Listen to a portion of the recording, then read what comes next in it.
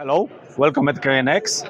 And my name is Marek. I'm a CEO of SimLab. We are a software company within the KNX Association.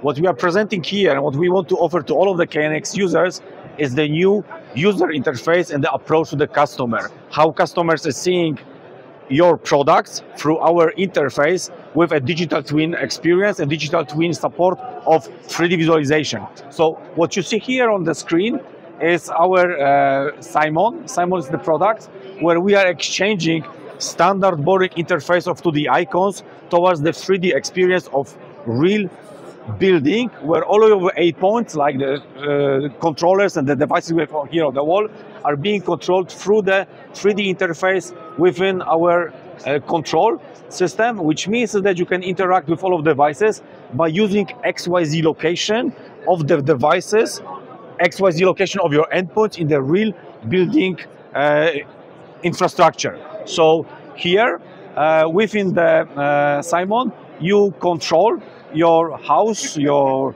equipment in the office, in your facility, your factory, just walking through the space, or using the widgets that you can actually see on the panel next to you. But what's also very important is that the smart does not only mean IoT, does not only mean electronics.